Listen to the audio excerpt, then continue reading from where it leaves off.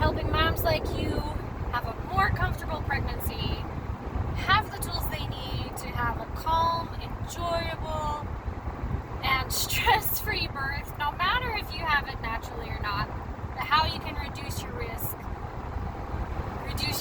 to you, your baby, because nobody wants complications. So today I was going to talk about your fertile window to conceiving. Now, I don't know about you, so I'm 34, and when I was growing up and we had 12, 13-year-old girls and we're learning about our period and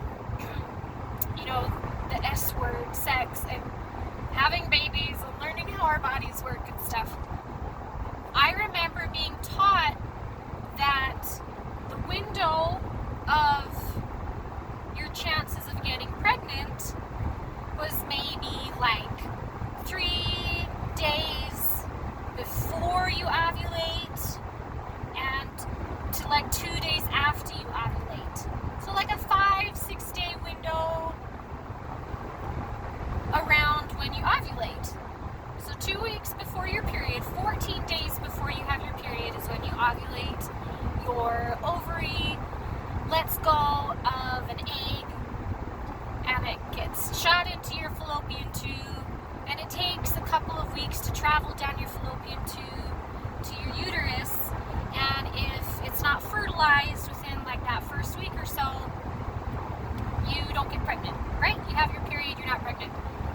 And it was like, okay, a few days before I ovulate, you've got to get frisky with your partner, have sex, try to conceive, try to have a baby, and it was a narrow window, 5 to 6 days at the most.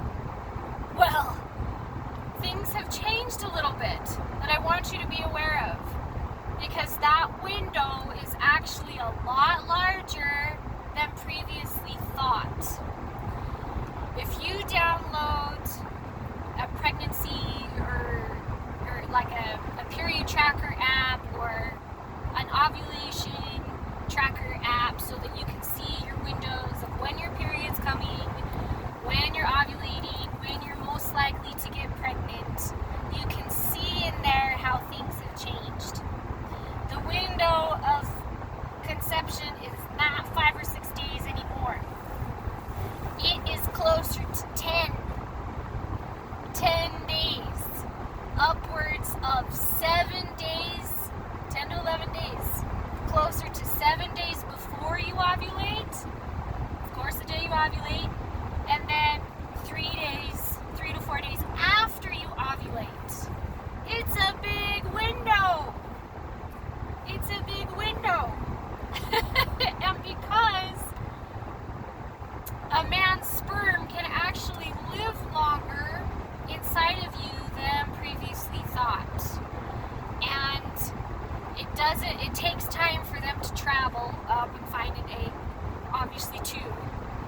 And your egg moves a lot slower than some people may think.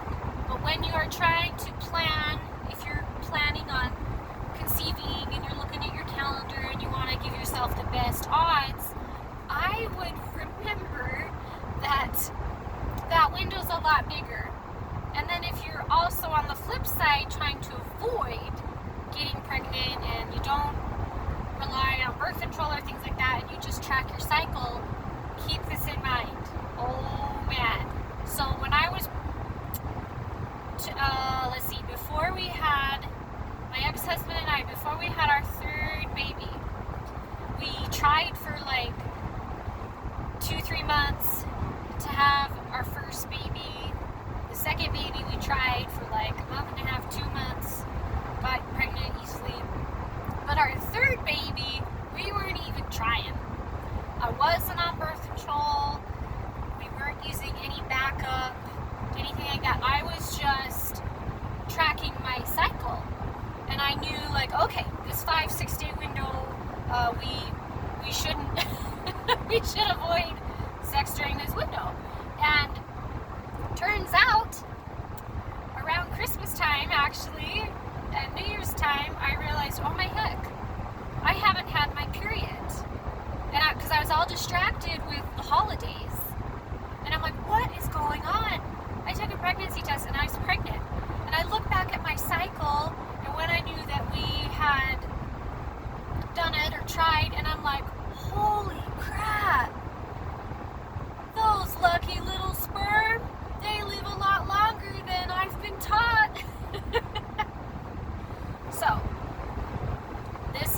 not the only one this has happened to, I'm sure.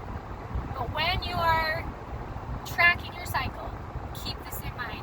Block out 7 days, up to 7 days before you ovulate, and 3 to 4 days after you ovulate, and that is the window you need to maintain, whether you are trying or whether you're avoiding getting pregnant. Use an app to help. For me, it's just easier, so I don't have to try and keep track. Less to remember. Do that. And the good news is, if you are trying right now, your window's a lot bigger than you think it would be.